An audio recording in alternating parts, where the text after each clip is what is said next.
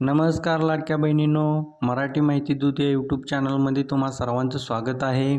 तुम्ही जर पहिल्यांदा आपल्या चॅनलवर आला असाल तर चॅनलला सबस्क्राईब करा, जेणेकरून येणाऱ्या अशाच नवनवीन व्हिडिओची नोटिफिकेशन तुम्हाला भेटत राहील।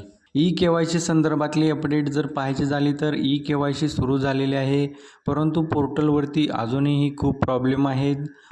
पोर्टल सुरळीत करण्याचे काम अजूनही सुरू आहे। ई-केवायसी करत असताना जे आपण प्रश्न सिलेक्ट करतो ते चुकीच्या पद्धतीने देखील कधी सिलेक्ट होत आहेत, त्यामुळे आपली ई-केवायसी चुकू शकते व आपण लाडकी बहीण योजनेतून अपात्र होऊ शकता। त्यासाठी ई-केवायसी करत असताना खूप काळजीपूर्वक अशी ई-केवायसी करणे गरजेचे आहे। तसेच पोर्टल ज्या वेळेत व्यवस्थित सुरू असेल त्या वेळेतच ई-केवायसी करणे खूप गरजेचे आहे।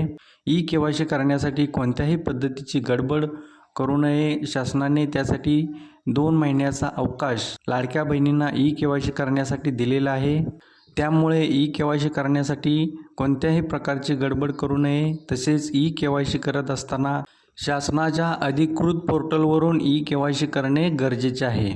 शासन ई-केवायसीचे जे ऑप्शन आहेत त्यामध्ये बदल करण्याची शक्यता आहे, कारण ज्या लाडक्या बहिणींना पती किंवा वडील त्यांच्या हयात नाहीत अशा लाडक्या बहिणींना ई-केवायसी करणे त्यासाठीचा कोणताही ऑप्शन शासनाने दिलेला नाही किंवा त्या संदर्भातील कोणत्याही सूचना शासनाने अजून दिलेल्या नाहीत की त्या लाडक्या बहिणींची ई-केवायसी कोणत्या पद्धतीने करता येईल। त्यामुळे पोर्टलवरती अजूनही असणारे प्रश्न आहेत, त्याच्यामध्ये देखील बदल होऊ शकतो। त्यामुळे लाडक्या बहिणींनी ई-केवायसी करण्यासाठी गडबड करू नये।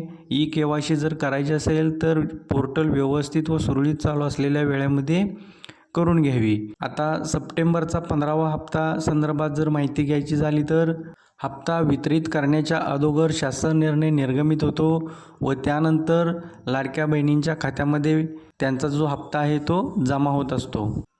तर आता ऑक्टोबर महिना सुरू झालेला आहे। येत्या 2 ते 3 दिवसामध्ये शासन निर्णय निर्गमित होण्याची शक्यता आहे व त्यानंतर 5 ते 6 दिवसामध्ये सर्व पात्र लाडक्या बहिणींच्या खात्यामध्ये त्यांचा जो हप्ता आहे तो जमा होणार आहे।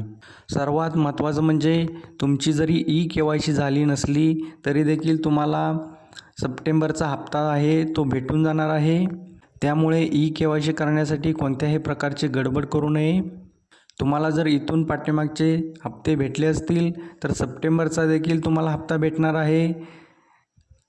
त्यामुळे ई-केवायसी झाली नसली तर कोणत्याही प्रकारची काळजी करू नये। आताचा जो हप्ता आहे तो तुम्हाला नक्की भेटणार आहे। तर अशा प्रकारच्या महत्त्वपूर्ण व नवनवीन अपडेट जाणून घेण्यासाठी आपल्या चॅनलला सबस्क्राईब करा व हा व्हिडिओ जास्तीत जास्त लाडक्या बहिणींना शेअर करा। चला तर मग भेटूया पुढील नवीन व्हिडिओमध्ये असेच एक नवीन अपडेट घेऊन।